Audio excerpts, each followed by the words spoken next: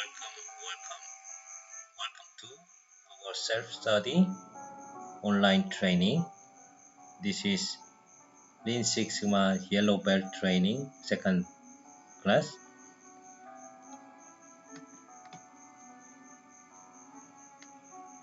Let's see what Lean means.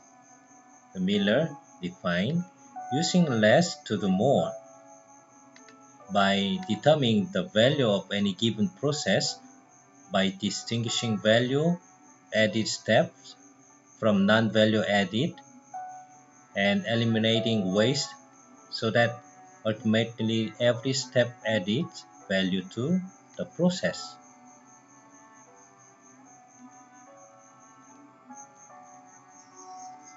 But the main criticism of Lean are summarized like this. The first one, lack of consideration for human factors. Because in Western, they consider human factor as a noise factor. Noise factor means it takes a lot of time to improve. It takes huge amount. So it's really hard to improve it. And lack of strategic perspective. The other one, the critical, lean is only for manufacturing. Because the origin of lean is from TPS, so it was the criticism.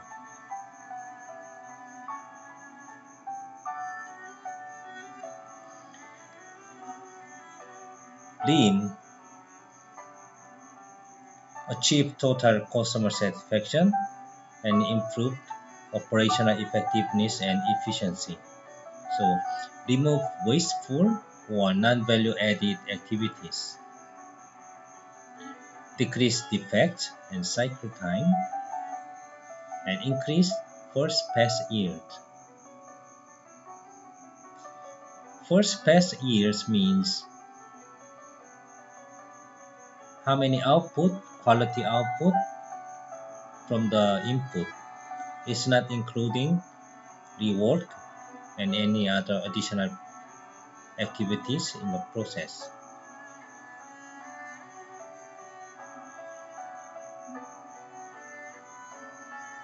And now this is the chart for on the left lean Y need Six Sigma because on the right Six Sigma needs lean because this one means lean is a lacking point. So when it combined with Six Sigma is almost perfect. And Six Sigma also has a lacking point. So when it combined with the lean, it will be perfect. So let's see. What is the keyword? Can you recognize the keyword from this part?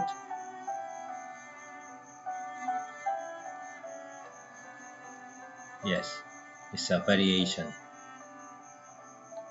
The lacking point of lean, please remember, that is variation and analysis. And Six Sigma, yes, speed and cycle time.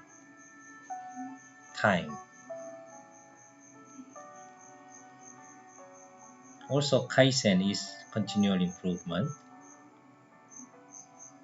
And keyword also non-value added step.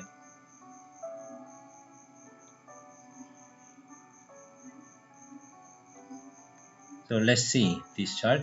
This is a lean part. This is typical Six Sigma part. The theory, yes, they focus on reducing waste. Six Sigma reduce variation, especially reduce waste. They focus on the time. So this one connect to primary effect, yes, reduced flow time, and typical Six Sigma uniform process output. Okay, this part is application guidelines, meaning like a roadmap. In Six Sigma, DMAIC, define, measure, analysis, improve, control. In Lean, is little different. Identify value stream, flow, pull, perfection, and take a look assumptions.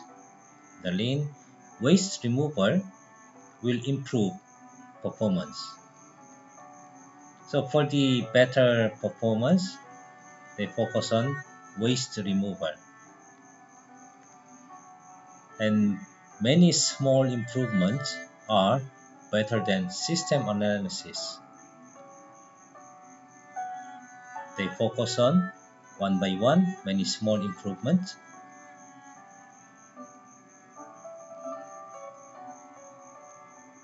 A problem exists, figures and numbers are valued.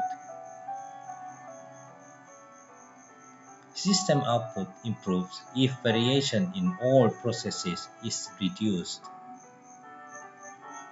It's different. Why? This is based on Oriental philosophy. This is Western.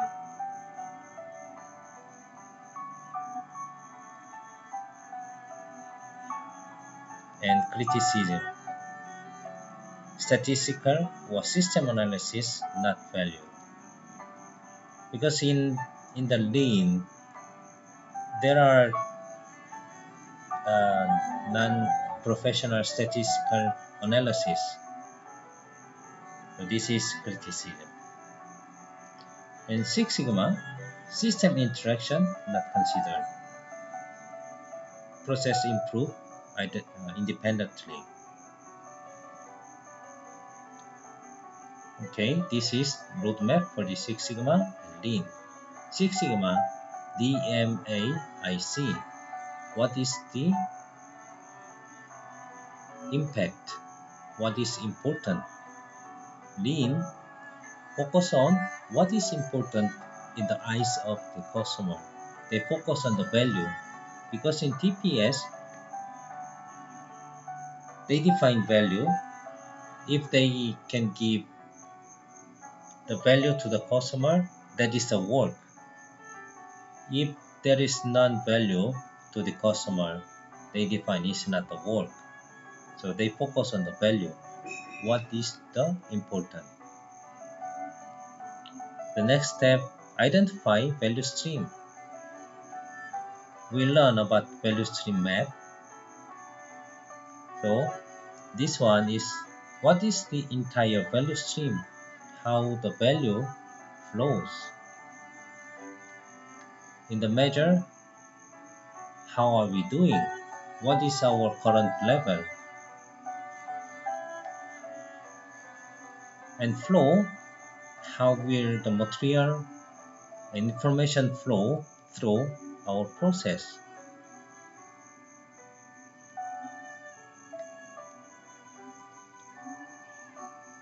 In analysis, what is wrong? What is root cause?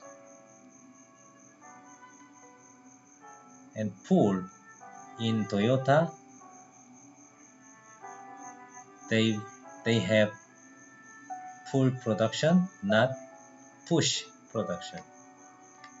So here, how can we let the customer pull product rather than pushing product?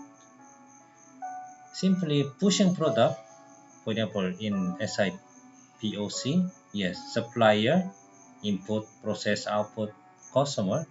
But in Toyota, in pull concept, we can define SIPOC to copies, COPIS,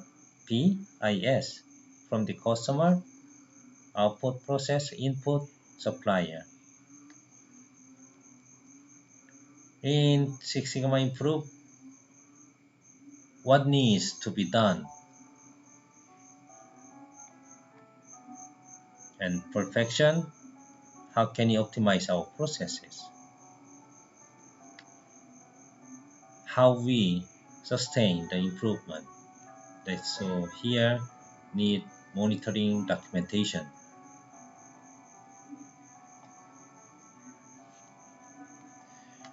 And this is the areas and Lean and Six Sigma. Process mapping in Lean, they use value stream mapping. Six Sigma, SIPOC or detailed process map. In analysis, typically 5Y, SPC, tech time, like that.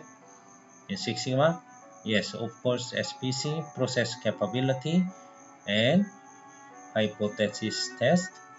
There are a lot of statistical methodologies, cause and effect diagram, Pareto chart, etc.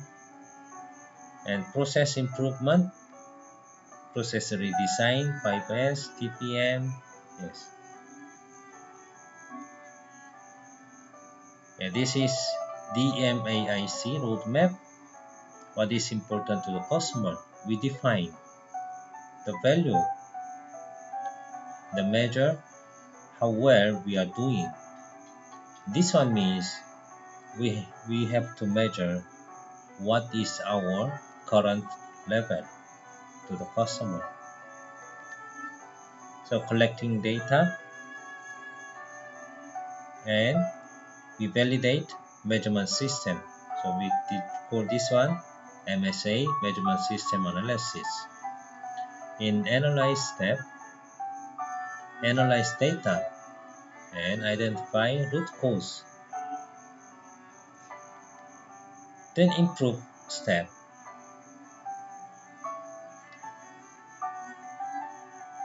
Prioritize root cause, innovate pilot solution, and validate the improvement.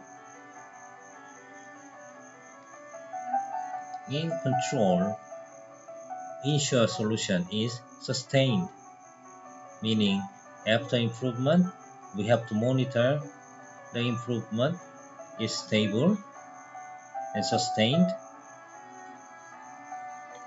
and we need documentation for this as well. Yes, this is the tools and techniques for DMAIC. As you see, mostly is coming from typical Six Sigma. There are some lean methodologies is combined together.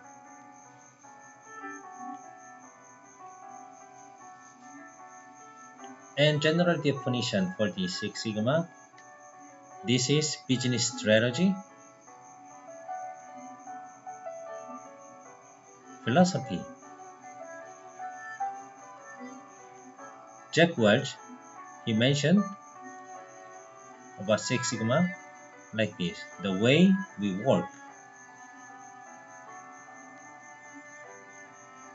And statistical measurement, awareness of present level and target specific goal.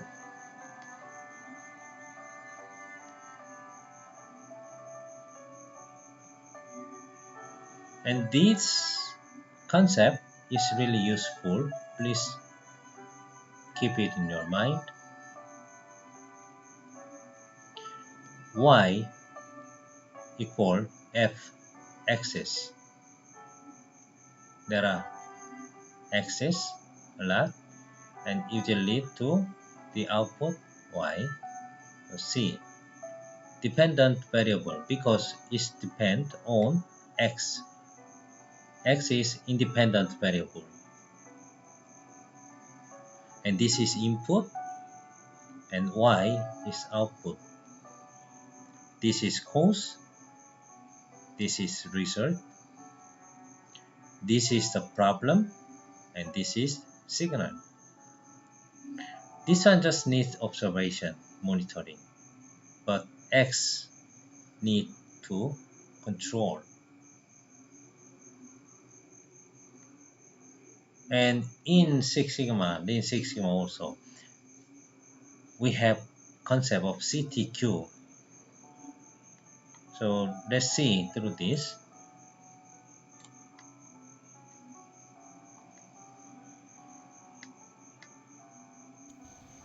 Hi.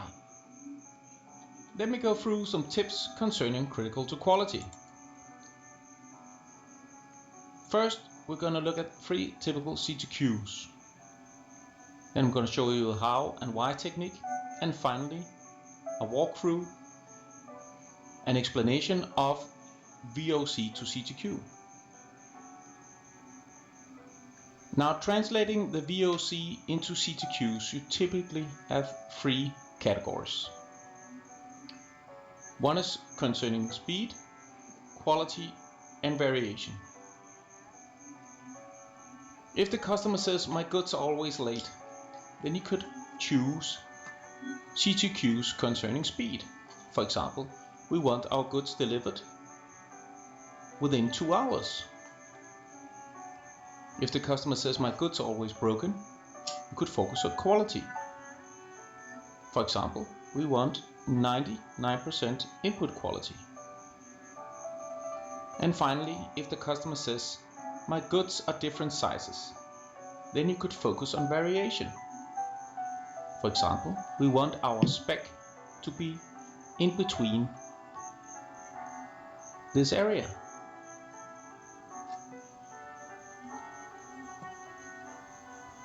Let me show you the how and why technique. So how do we make sure we have chosen the right CTQs? Well, we use the how and why technique. The idea is that you should be able to go both ways. How are we going to support the VOC? Well, we're going to choose this CTQ. Why have we chosen this CTQ? Well, because of this VOC. This is a way to make sure that we choose the right CTQ to support the VOC.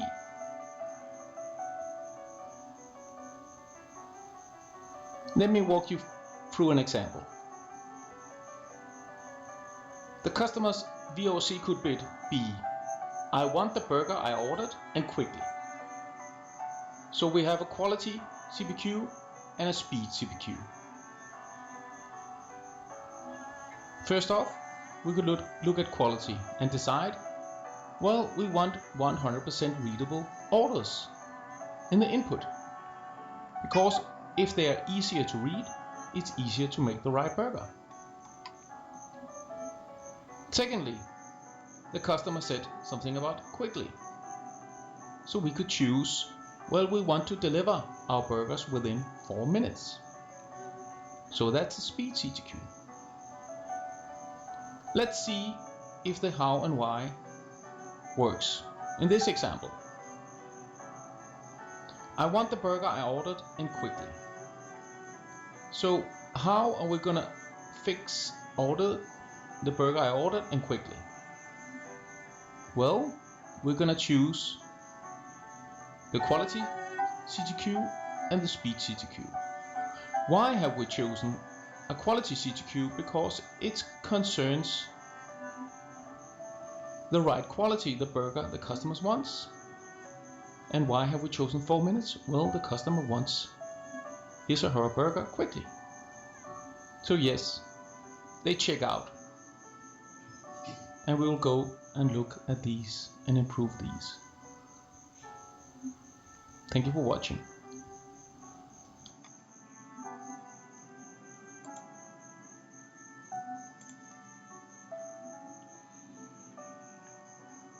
Yes, CTQ is the value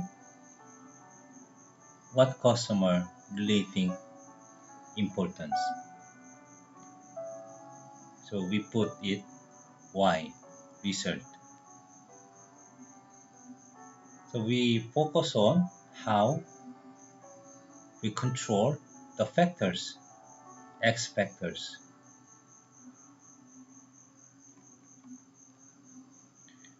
This is the way how we can get CTQ. Is it coming from voice of customer and critical customer requirement? More specify it and we can get. Also from the voice of business, we call it VOB, and CBR, critical business requirement. Let's see more about CTQ.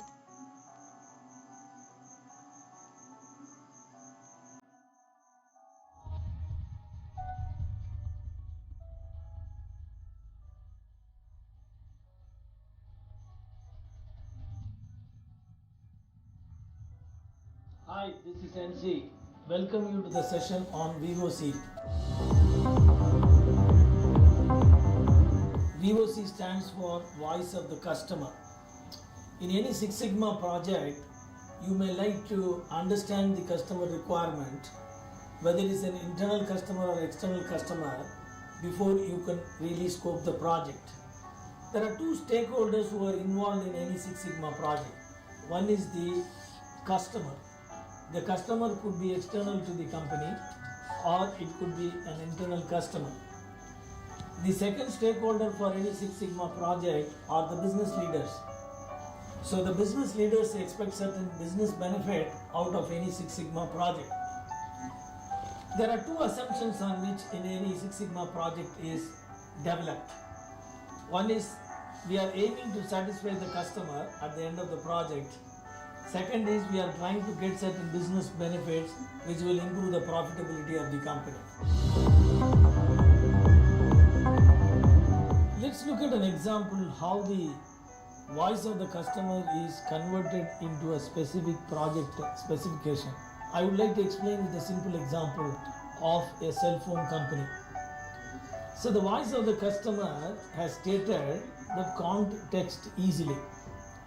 The customer is trying to say that it's extremely difficult for using the cell phone for texting some message to someone. Now let's try to understand how this VOC is drilled down into critical to quality.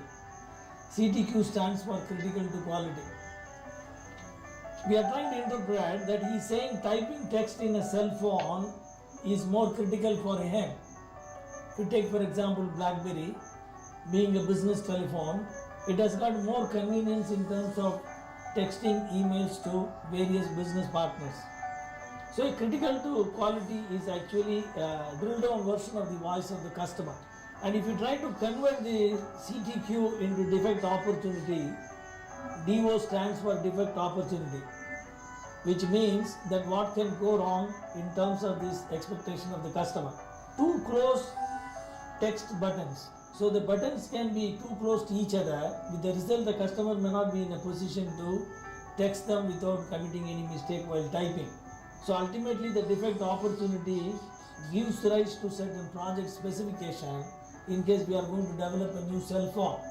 So this gives an example of how the voice of the customer can ultimately used for arriving at a new cell phone development specification. Let's take an example of usage of an ATM of a bank. The voice of the customer was heard saying more access to ATM. Now trying to drill down the VOC to critical to customer, fast access to ATM, that's exactly what is he looking for. In other words, instant access to ATM. He says whenever he is going to the ATM, he wants immediately to walk into the ATM and carry out his transaction. So the critical to quality, if you drill down further into project Y, which you want to measure and monitor, it becomes turnaround time to access ATM. So from the voice of the customer, we are drilling down to a project Y, which is, in other words, he says there is no waiting time. So which becomes easily measurable, and it is also controllable, meaning that the process can be developed to control this particular expectation of the customer, and it is tractable, meaning that this project Y is traceable to the voice of the customer. So if these three aspects are met, then that becomes a project Y. which is going to be the main objective of a Six Sigma project.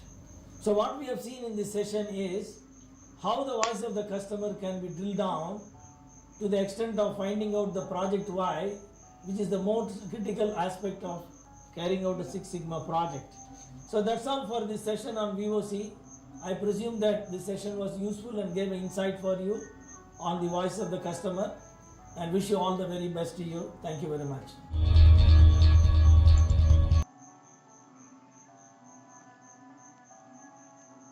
Yes, this is VOB is internal customer part. VOC, this part is external customer. So let's see. For example, in the conference,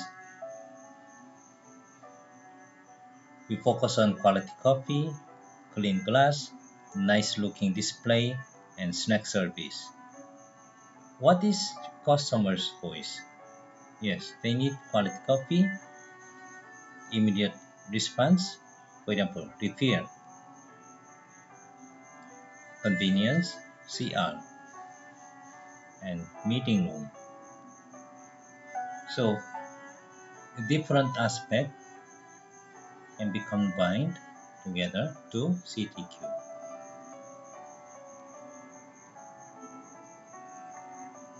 Now, we'll study about statistical concept. This is normal distribution, like a bell type, bell shape, and this is center line. Here is sigma, how many? So Six Sigma level, you can divide by sigma like this way. Sigma is an indicator for variation.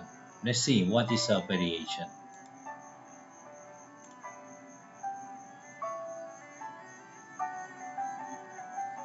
Variation. Why statistical methods are needed. Variation is everywhere. It has practical implications. This is why statistical methods are used to make sense of data. There are several sources of variation in data. Today we're going to talk about 1. Natural or real variation. 2. Explainable variation, sometimes called confounding. 3. Sampling error or variation. And 4. Error due to biased sampling. For example, say we want to know how many texts on average a 19-year-old student sends in a day on their mobile phone. This could be useful when setting up a pricing scheme to attract students. We could ask one 19-year-old student, what's wrong with doing it this way? Because not all students send the same number of texts. That's right. Reason number 1, there is natural variation. If all students did send the same number of texts in a day, taking a sample of 1 would give us all the information we need. But students don't send the same number of texts in a day. And this is true of almost all human, natural and manufacturing processes. There will be variation. Are there any other reasons why asking one student wouldn't give us the average for all 19-year-old students? There are different types of students. Maybe girls send more texts than boys, or rich students send more. Absolutely. This could be called explainable variation, and in some statistical tests we try to find out things like the differences between groups, such as males and females, or maybe the relationship between age and the number of texts sent. We try to see what variation we can attribute to known influences. Let's look at other sources of variation. Say I took a sample of 5 students and you took a sample of 5 students. Do you think we would get the same mean or average? It's not likely. No. That's right. Why do you think that is? Because we chose different people. Great. That's another kind of variation. The fact that we chose different people is related to what is often called sampling error. Because we are looking at a selection or sample of the population, we are not getting all the information. And there are almost infinite different samples we could take, each with their own mean. Is it sampling error because we take a bad sample, like the one that is all males or all rich dudes? Not really. With a small sample like 5, that could happen by chance, which wouldn't make it a bad sample, though it would not be representative of the population. However, if we did something silly in our sampling, like only asking the girls or not asking a certain group, then we would reduce the randomness of the sample. We would get error due to sampling bias. Sometimes it can be difficult to avoid sampling bias. Badly worded questions and self-selection of sample members can also cause bias. But what if we're really careful to take a random sample? Do we still get sampling error? Yes, sampling error exists because a sample is not the complete picture of the population. Even perfectly random samples have sampling error. What if you take a larger percentage of the population? Would that reduce your sampling error? Well, yes and no. Strangely enough, unless the population is really small, what matters is the size of the sample, not the percentage of the population it represents. So a sample of 100 from a population of 1 million is just as useful as a sample of 100 from a population of 10,000. The sample size, known as N, is what matters. The larger the sample is, the less influence sampling error will have on the information we get. You can see this illustrated in the companion video on confidence intervals. So what do you do with all this variation? If you know about statistics, you can examine the data in such a way that you can get an idea of where the different variation comes from. And you can estimate what influence sampling error will have on the results. Right.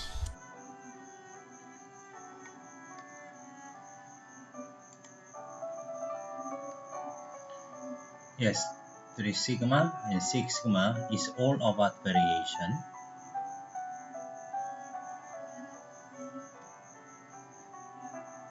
So statistical target for the Mean Six Sigma is centralizing of process, minimizing of variation.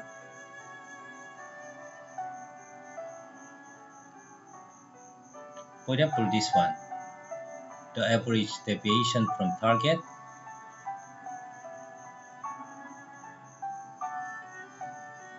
So in this case, we have to move average to the target in the center. This is centralization of process. The second one is, what if deviation from spec because of large spread variation? Unlike small variation should move, minimizing variation.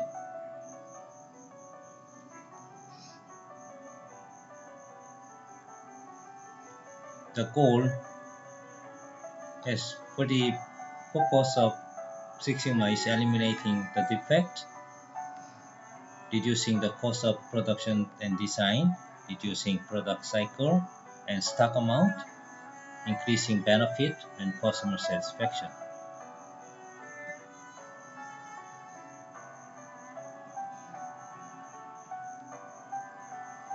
And success factor, we prefer top down and also plus bottom up. And attend and tie with all department. This one we call it engagement.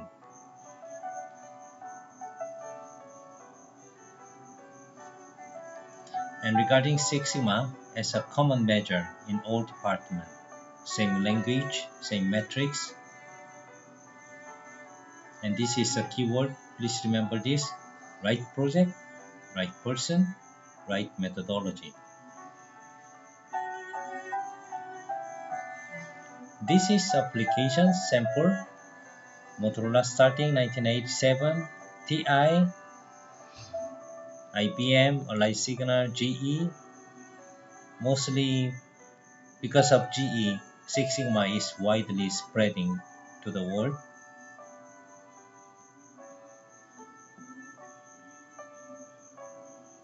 And this is their performance, but currently some of the company nowadays having some struggle.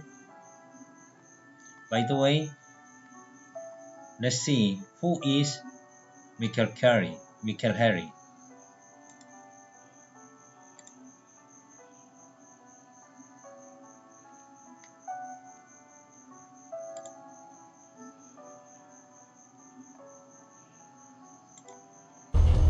If you could meet just one remarkable businessman anywhere on the planet who has revolutionized big business, This is him. His name is Dr. Michael Harry. He's co-creator of Six Sigma, the science-based business management strategy whose aim is to reduce costs and improve quality. Since its introduction at Motorola in 1986, more than 2/3 of the Fortune 500 corporations, for example GE, Honeywell, DuPont, and Ford, have used it. But better than that, they've saved tens of billions of dollars over the years. A special team of MIT professors ranked Six Sigma as one of the top 10 business management innovations of the last 150 years. Really, there's no doubt, over 25 years of success across 3 generations of evolution, Six Sigma has created meaningful and sustainable breakthroughs for the corporate world.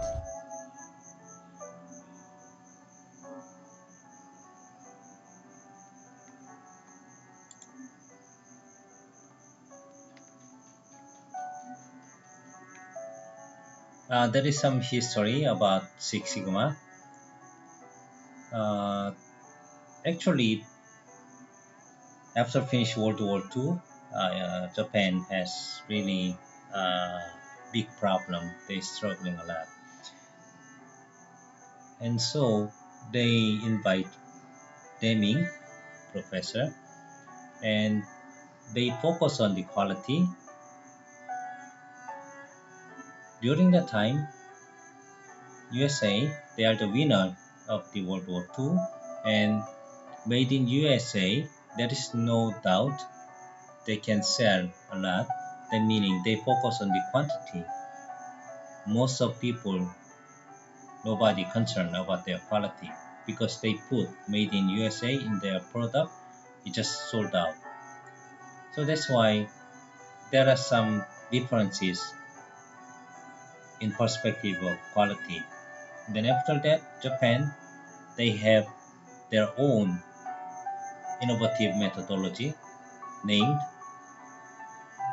TPS. In USA, when Japanese electronics, their product conquered American market in 1980s, then 70s start, they have some kind of crisis with that. So that's why it's developed. It start Six Sigma. So Michael Harry and Richard Schroeder, they started from Motorola here, 1987, and then after that, they make Six Sigma Academy and they consult a lot of companies in USA.